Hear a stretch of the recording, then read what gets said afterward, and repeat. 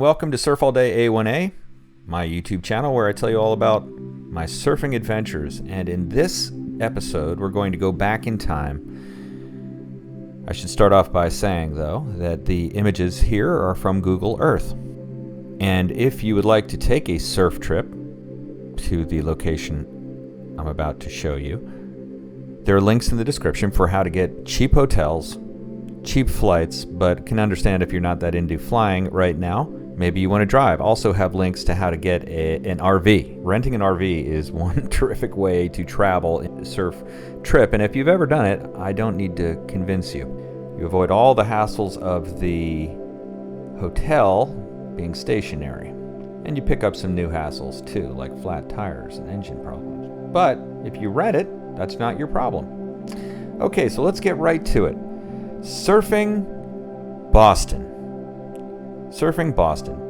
Now, I live in Florida currently, but I went to college in Boston.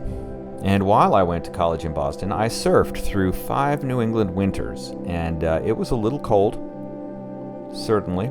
There are experiences like surfing in Gloucester in January, the day after a nor'easter, when the wind goes offshore and you've got literally 20-foot waves breaking perfectly with offshore wind and nobody out anywhere. If you're not aware of Gloucester, Cape Ann, you might be somewhat familiar. It's got a huge fishing community. There was a movie, The Perfect Storm, about those fishermen that went out of Cape Ann. This is an incredible place. But this video isn't really about Cape Ann, but just I want to illustrate a point here that you can be surfing in a place like Cape Ann, January, and find perfection and have nobody out. And let me tell you a weird phenomenon. This doesn't happen much in Florida. It has been my experience, and that is that when you see somebody, when there's say a foot of snow on the beach and the temperature's 20 degrees and the water temperature is 35 degrees, 40 degrees. When you see somebody, you are happy to see them. You are instantly connected with them. I remember this one time walking up this beach here, Good Harbor Beach. I'll focus in on it a little bit. And I was walking along the beach to the north here, and the wind was protected a bit in this cove here. And there was one person with a dog on the beach and a longboarder out in between this island and this place there where the waves were kind of wrapping in a bit. It was so big that day. It was so big that the waves are breaking over this Bass Rocks onto the house that's on top of this, which is something to say. But we were happy to see each other, instant friends. Don't remember the person's name, but there's quite a friendly surfing community in Gloucester, was my experience, compared to some other places which were not as friendly. Localism definitely alive and well in New England. That'll be for another video. I can tell you some stories of localism in New England, or maybe localism in general. But here we are. Let's go and talk about surfing in Boston. Now, you might not think of Boston as a surf town. I don't think Boston thinks of itself as a surf town. And I can tell you that as I walk down the streets, like I said, in January to go for that drive up to Gloucester to surf, I got a lot of odd looks walking down the street in downtown Boston with a surfboard under my arm, and a lot of questions, right, because it's so unusual. But most of the days, I didn't go as far as Gloucester. Now, I lived pretty close to downtown Boston in those days, and there are a couple of really good options close by. Now, I was going to college, so I didn't have a lot of time. I had to fit it in, and I was lucky enough to have a used old car, and I would drive it to my favorite place to surf in Boston, which is Hull. What they call Hull, because this city on the end here is called Hull. You might have also heard it referred to as Nantasket Beach, and this is roughly a half hour, maybe with the roads it's less now. They've done some improvements. It was about a half-hour drive. You could take all kind of back roads almost, and to get out here. And what you had was this expanse of beach break, which was actually a nice hard breaking beach break. It barreled with offshore wind really nicely. A really round barrel on this beach break here.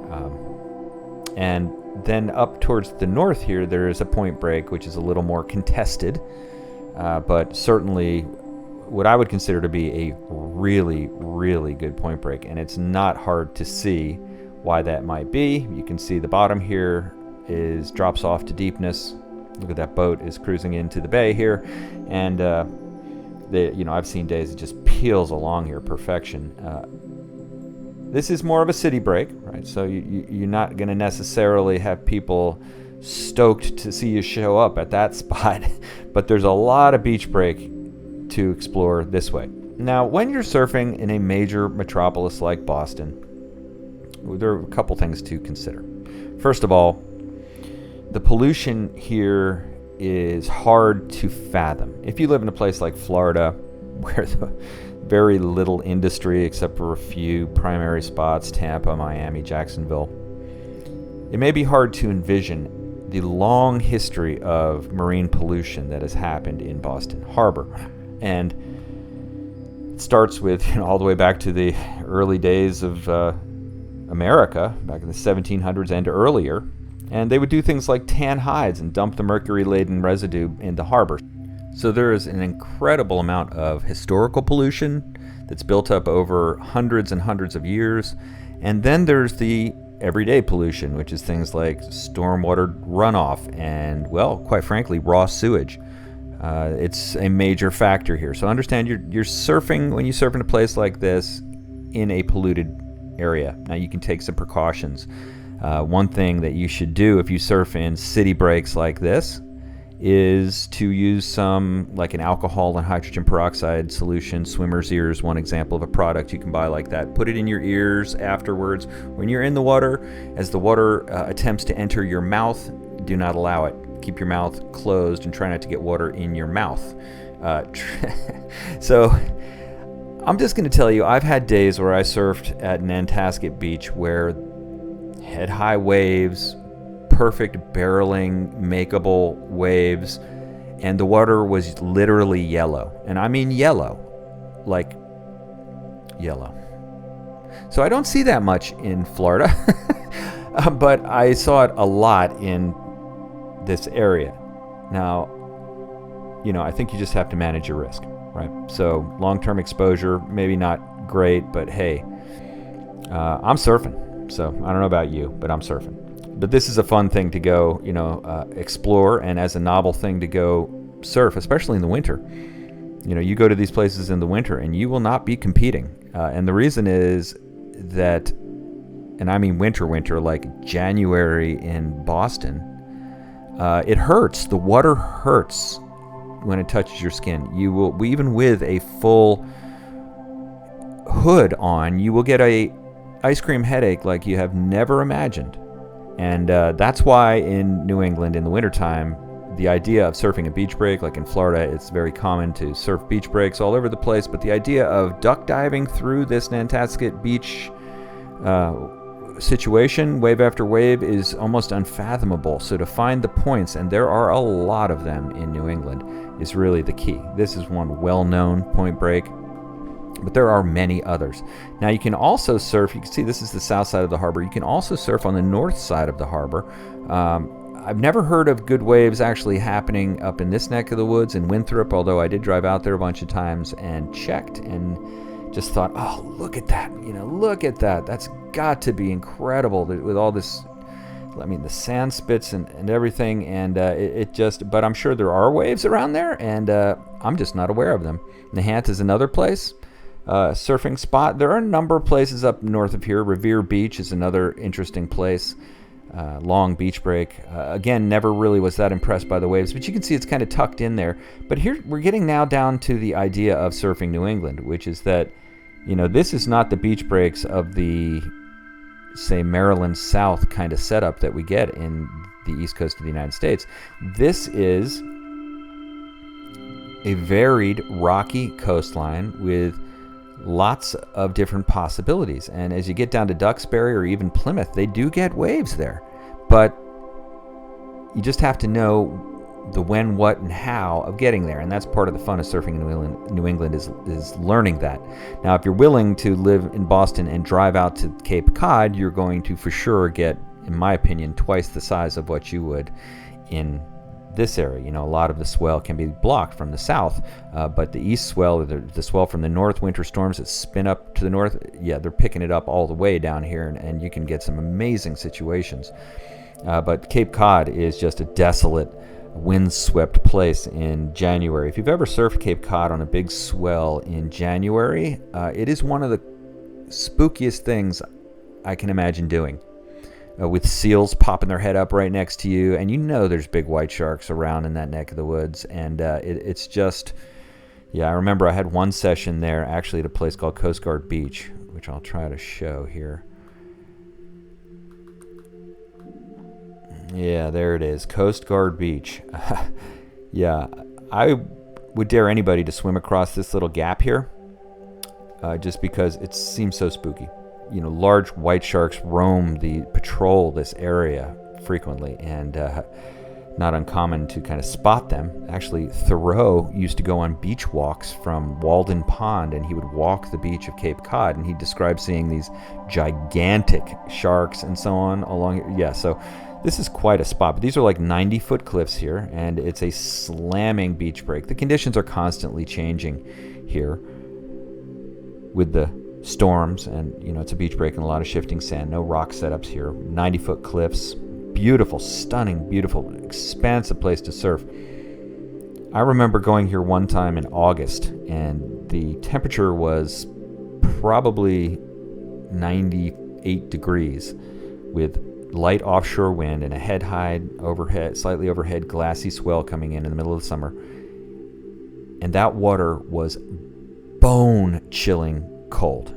I mean, like, take your breath away cold with a full suit. So New England is definitely not for the faint of heart, especially in the wintertime. Now, you can go surf these places in the summer, but the problem is in the summer typically there aren't very good waves. So really, for New England, you want to be in the fall, winter, spring envelope, and if you want to get the point breaks when they're uncrowded, certainly in the wintertime is the time to do it. If you get a good enough wetsuit, and by the way, look down in the description, I'll provide links to my recommendation, you should be okay. The other little tip here, and here's the pro tip if you stayed all the way till the end, the pro tip is get a little jar of Vaseline and apply it to any exposed skin, like your face. If you have a hood on, I would surf with a 5'4", and sometimes a little wetsuit underneath the 5'4", with 12 mil gloves, boots, 12 mil hood with the visor and then I'd put Vaseline on my face, because it's not uncommon to see people with icicles hanging off of their facial hair, and that's because that freezing water is relentless. If you put Vaseline on your face, at least the water runs off a little more quickly, and you got that going for you. If not, the feeling is numbness rather quickly. And if you're not familiar with the onset of hypothermia, every New England surfer is and knows the factors. You slowly ascend into a state where your judgment is impaired. That's the most dangerous part of it. And so if you can stay warm for as long as possible, that's the best thing that you can really do. And also be mindful of the fact that your mental functioning is probably going to decrease as your brain cools down. Once your brain gets to a certain temperature, you'll start making odd decisions. Like I can remember one time actually up in Gloucester on a big day, post-nor'easter type day, and I had a thing I would say, Peter picked a peck of peppers. I would say that, Peter picked a peck of peppers. And that was because I knew that when I could no longer say that clearly, my brain was starting to malfunction. This is a New England surfing thing in the winter, in January, in Boston. You've got to think these things through, because if you don't, eventually, like what happened to me one day, it was a big day and I paddled into a huge wave, dropped down the face, and I just spaced out about halfway down the face of this wave. It was at Cape Ann, at that beach break I showed you. And I just started to kind of watch the face of the wave, and before I knew it, I just got destroyed by the wave. But I just spaced out, would be the best way to say it, and got destroyed. Now, there's getting destroyed by a wave, and then there's getting destroyed by a wave. And when I say destroyed, I mean I'm the only person out on a 20-foot day in the middle of the week, and now I'm tumbling and being pressed to the bottom and can't see which way is up in a 5'4" wetsuit, which if you've ever been in that situation in a wetsuit like that, it's claustrophobic feeling like you wouldn't imagine. Yeah, you come to terms with the fact that you might have just been outclassed by the conditions you chose. And to stay vigilant, stay attentive, as the inevitable hypothermia ensues, and know that it's time to put up the white flag when Peter picks a peck of peppers, sounds something like peppers. It's time to get out of the water. Time to get out of the water. Or, whatever you're into. But that's my advice, is that you'll definitely start to slur your speech as one of the initial indications. So, hey, maybe you'll take a surf trip to Boston. Now, I just touched on a few spots, a few little novelty situations. There are tons of gems. And please subscribe to Surf All Day A1A. If you stayed this long in the video, you're a true believer, and I do appreciate it. Please subscribe. This is part of an ongoing series where I will continue to explore New England and traveling to New England, and hope that you might go up there and give those good people a little business. I bet you they could use it. And I bet you we could use some novelty. Hey, if you shoot up there in an RV, that's one way. Another way is to go get a hotel. I got some links in the description for good hotels. Weird thing is about hotels in this area, as I was just recently looking on hotels.com, actually, which is in the link, and there were hotels in downtown Boston that were in the $100-ish range, in awesome spots in Boston, like down by the harbor, not just like out by Logan Airport or whatever, but in downtown Boston or by Faneuil Hall or other places. And they were like 100, 120, 150. And then I looked at Cape Ann to see, and Cape Ann is much more scenic, classic New England. I mean, there's nothing more classic New England than Gloucester. It was much more expensive. Now, I'm sure you could find good deals there too. You just got to search for them. A lot of pros and cons to both places, so it's really what you're into. I would gladly spend the extra money to stay in Gloucester, but you could plan a trip to New England. Let's say you lived in, somewhere that isn't New England, like New Jersey, southern New Jersey. Where I was originally from was central New Jersey. So a drive up to New England is like going to Mars. It's like going to a totally different coastal environment that is so novel and so fun. And it's not that far from a place like that. It's maybe 6 hours. It's really not that far to get into a totally different environment. It's something like Northern California. And as you go down to, except for the wave conditions, of course, being constant out in Northern California, and that not being the case in New England. But there are places down here in Rhode Island that are named after surf breaks, that are named after spots in California, point breaks, because they're very similar. Okay, so hey, maybe I piqued your interest in a New England surf trip. Maybe you want to go, catch staff on the surfing in the Boston Harbor. I surfed there for 5 years and I didn't catch staff, but I sure got a lot of ear infections, which is why the swimmer's ear is on your list, I hope. Hey, thanks for watching Surf All Day A1A. If you're not subscribed already, please subscribe. And you'll be notified as new videos come out if you turn on the notification bell, which I hope you do. If you support the channel using the links, I'm eternally grateful. Thanks for watching Surf All Day A1A.